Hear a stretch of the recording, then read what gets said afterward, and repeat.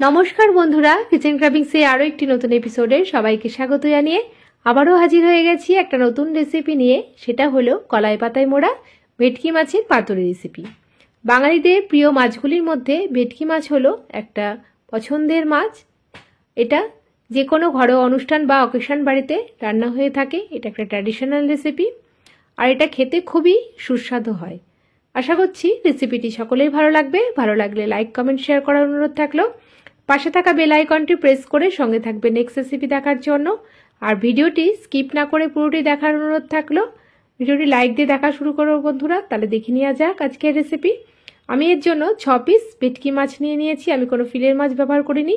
আর নিয়ে নিয়েছি সাদা সর্ষে, কালো সর্ষে, পোস্ত, কাঁচা লঙ্কা আর 6 পিস কলা পাতা আমি এইভাবে কেটে নিয়েছি।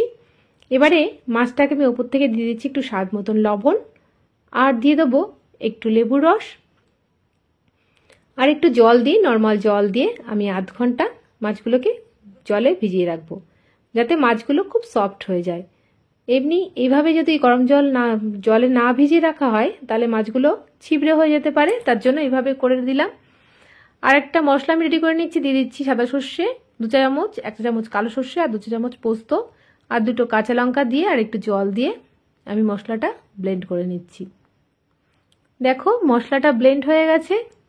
এবারে আমি কলা পাতাগুলোকে একটু সেঁকে নেব, যাতে মাছগুলো মোড়ানোর সময় পাতাগুলো না ভেঙে যায়।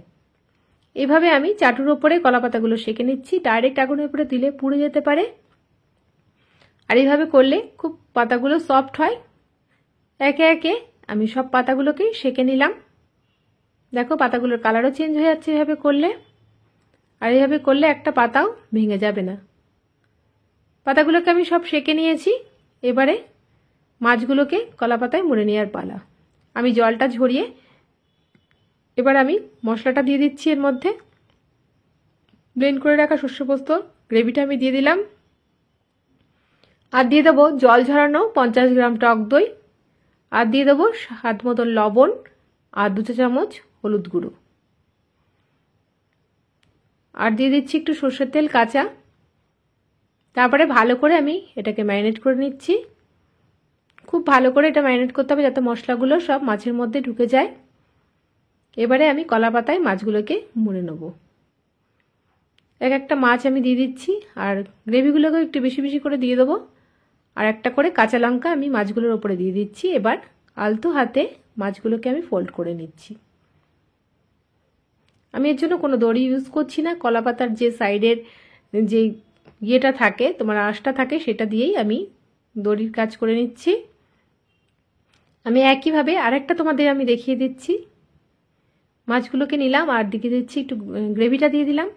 গ্রেভিটা বেশি করে দিয়ে দিচ্ছি, আর উপরে দিয়ে দেবো একটা কাঁচা লঙ্কা। এবার একইভাবে আমি মাছটা ফোল্ড করে নিচ্ছি। দেখো দুটো তো মাছ তোমাদের আমি দেখিয়ে দিলাম, তোমরা এইভাবে করে নেবে। এটাকেও আমি ফোল্ড করে নিলাম।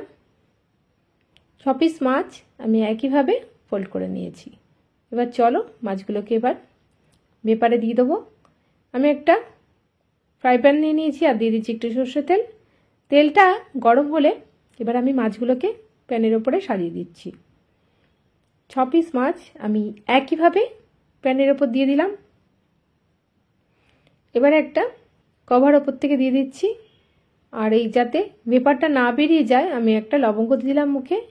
10 মিনিটের জন্য ঢাকনা দিয়ে দিয়েছিলাম। ফিরে আসি 10 মিনিট পর। দেখো এক পিঠ হয়ে গেছে। আমি উল্টো পিঠটাও আমি একইভাবে আরও 10 মিনিট আমি এটা ভেপার দিয়ে নেব। এটা হতে 20 থেকে 25 মিনিট টাইম লাগে। আবারও 10 মিনিটের জন্য ঢাকনা দিয়ে দিয়েছিলাম। ফিরে আসছি 10 মিনিট পর। দেখো মাছগুলো 2 পিঠই হয়ে গেছে। এবারে এটা গরম গরম ভাতের সাথে সার্ভ করে নেওয়ার পালা। তোমরা অবশ্যই বাড়িতে একবার ট্রাই করবে। এটা যে কোনো অনুষ্ঠানে, তোমরা ঘরোয়া অনুষ্ঠানে এটা একবার ট্রাই করে দেখো, দুর্দান্ত লাগে। দেখো কতটা সুন্দর দেখতে হয়েছে, তোমরা দেখলেই বুঝতে পারবে কতটা লোভনীয় হয়েছে। আর খেতেও দুর্দান্ত হয়, আর ফ্লেভারটাও খুব সুন্দর আসে। এটা গরম গরম ভাতের সাথে তো খুবই ভালো লাগবে। তোমরা অবশ্যই একবার ট্রাই করবে। আশা করছি রেসিপিটি সকলের ভালো লেগেছে। ভালো লাগলে লাইক, কমেন্ট, শেয়ার করার অনুরোধ থাকলেও পাশে থাকা বেল আইকনটি প্রেস করে সঙ্গে থাকবে নেক্সট রেসিপি দেখার জন্য। নেক্সট রেসিপির আমন্ত্রণ জানিয়ে এখানেই বিদায় নিলাম। ভালো থাকবে, সুস্থ থাকবে। ধন্যবাদ।